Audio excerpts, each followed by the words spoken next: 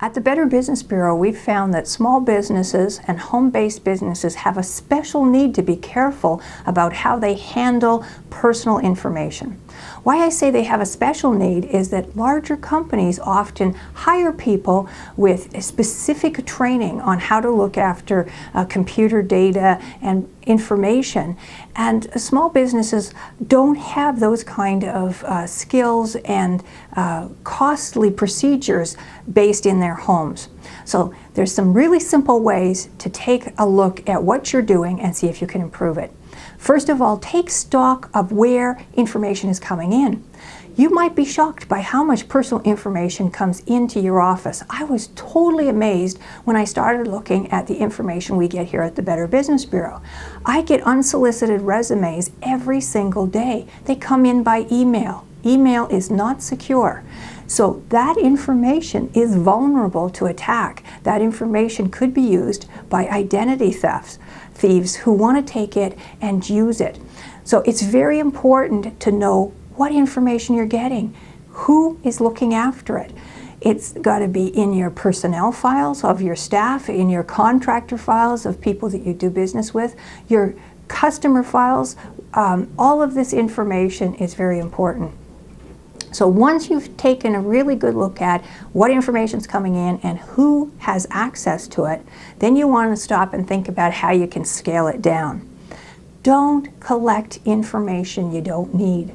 A lot of software products have default settings that ask you for all kinds of personal information on customers, on your staff, that it's totally unnecessary to collect.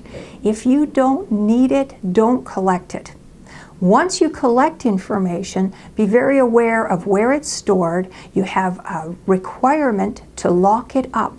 So if it's electronic information, you make sure that your computers are secure. Make sure you know who has access to those that information, to those computers. Think of all the little things like your laptops, your memory sticks, your CDs. I was actually in a small business and I saw the person putting their cup down on top of a CD, and they say they make a really good coaster.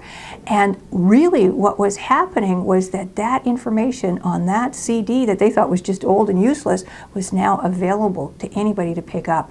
So please be careful. Shred all documents. Shred your CDs. Don't make them into coasters. Once you have thought strongly about how you have to lock it up, you also have to know how long you need to keep it. You don't need to keep everything forever. I was looking through old files when I came to the Better Business Bureau, and we had files that were 20 years old. We don't need those files. We have to carefully take stock of what the old files are, and we have to have a plan for how to destroy those files. So if it's paper, you have to shred it or get it destroyed. If it's electronic, you want to be sure that you are wiping that part clean. You don't want to leave it on a hard drive and then give the computer away and find out later that that information was accessible. And then the final thing is, for the future, you need to plan ahead.